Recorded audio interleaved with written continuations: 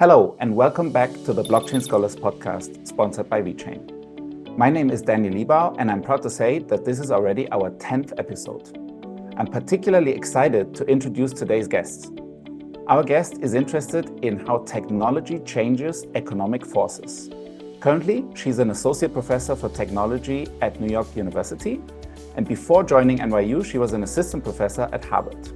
She got a PhD in economics from Northwestern University, and her research has been published widely in journals like, for example, Management Science, Harvard Business Review, and she's also written a book titled Beyond Bitcoin: Economics of Digital Currencies and Blockchain Technologies. This book is now available in its second edition. Welcome, Professor Dr. Hanna Halaburda. Let's kick off with the first question. My first question is, what's the title of the paper that we're going to talk about today? And then also perhaps, what was the research question that you were aiming to investigate when you set out to work on this project? So first, thank you very much for having me. The title of the paper is Will Blockchain Disintermediate Platforms? Limits to Credible DAOs Decentralization. And in that paper, we aim to investigate whether and to what extent DAOs can credibly and effectively disintermediate platforms. Mm-hmm. Traditional platforms often become powerful intermediaries which extract value from the ecosystem and cause inefficiency. With blockchain technologies, and especially decentralized autonomous organizations, the DAOs, there is a promise of preventing this value capture by powerful intermediaries and associated efficiency loss by decentralization and disintermediation. So we are asking in this paper, under what conditions and whether at all it is possible for DAOs to really effectively disintermediate platforms in such decentralized way.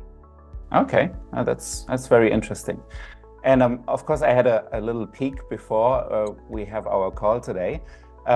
This is really a theory paper, right? So can you perhaps describe a little bit more in detail about the theory? So we have a very simple game theoretical model. First, we start with a monopolist who is setting up a price for access to a platform in a given market. And monopolist, of course, is profit maximizing and sets a high price. With this price, a lot of potential users will decide not to participate in the platform, even though they would participate if access would be more competitively priced. Mm-hmm. Then we look into an alternative governance system, the DAO, where there is no centralized authority making decisions, including pricing decisions. So we focus on a pricing decision, but really it is about any decision that leads to value extraction.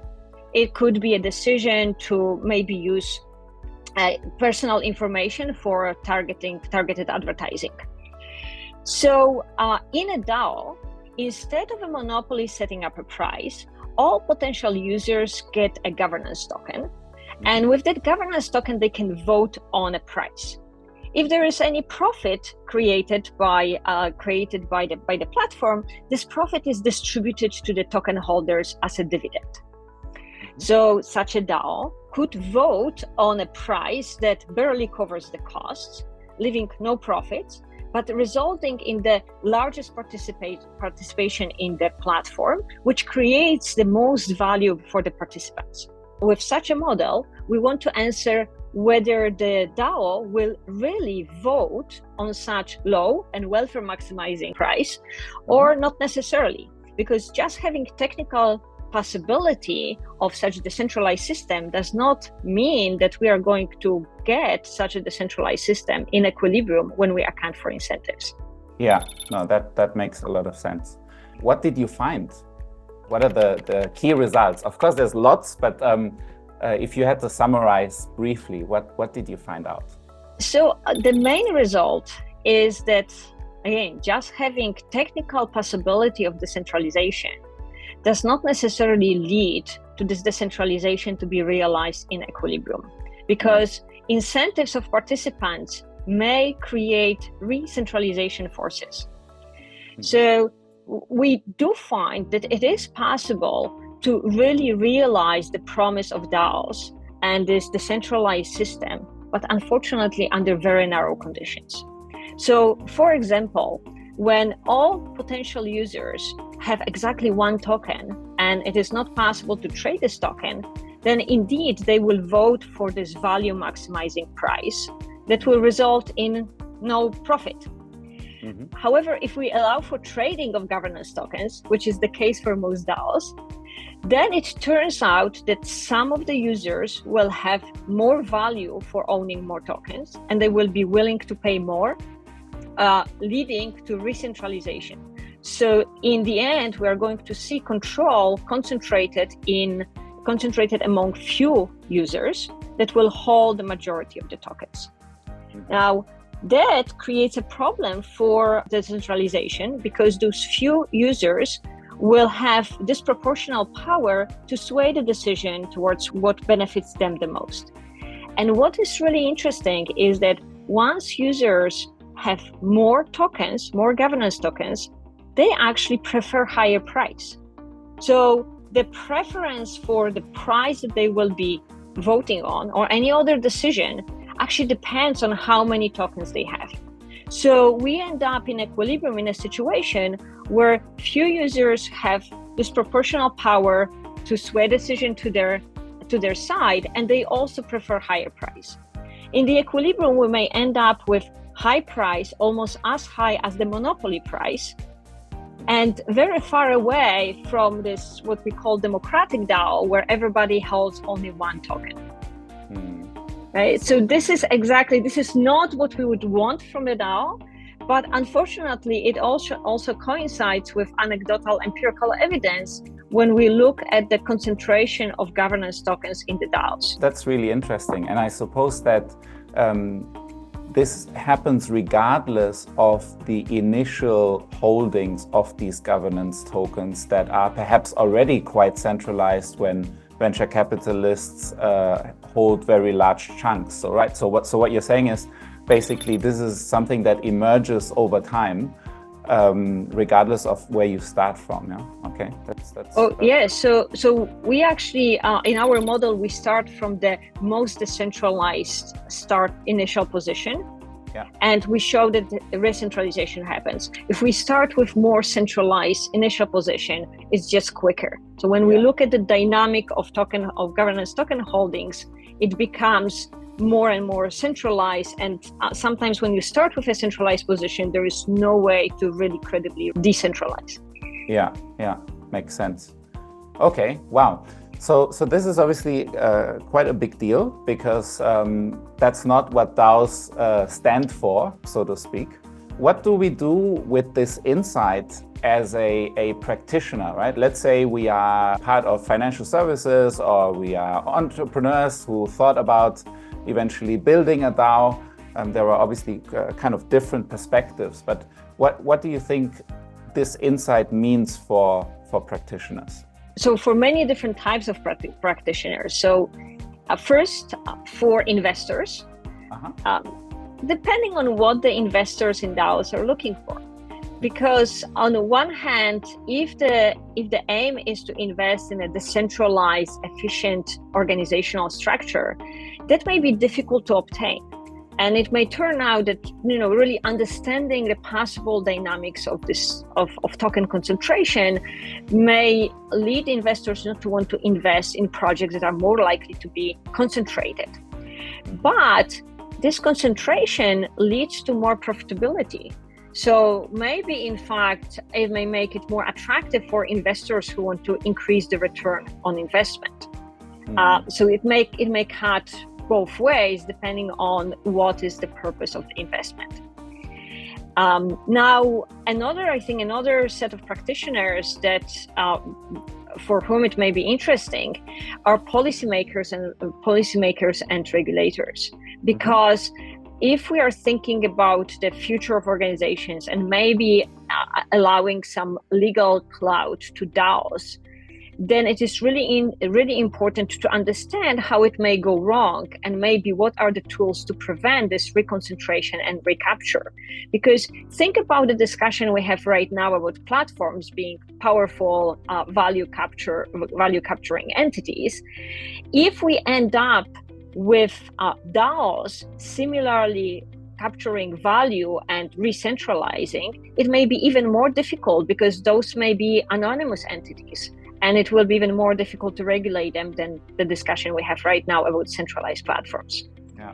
And then finally, for DAO engineers or DAO programmers, it requires a big discussion, insight, and analysis of how to prevent such concentration. And what we are finding is that it is not really easy to prevent if you really want to stick to all the premises of the decentralization and permissionless blockchains. If you really want free trading, if you really want anonymity, it may be even close to impossible to prevent. So the question is, what are the trade-offs you are going to make on the principles to keep credible decentralization of DAOs? Yeah, no, that also makes sense. Wow, very, very exciting.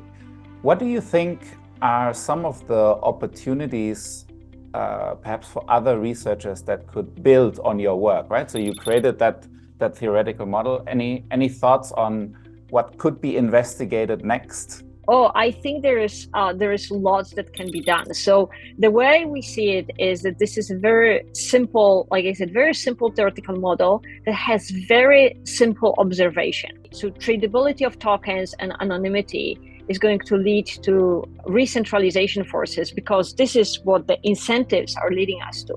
Yeah. So I think there are two lines of future research.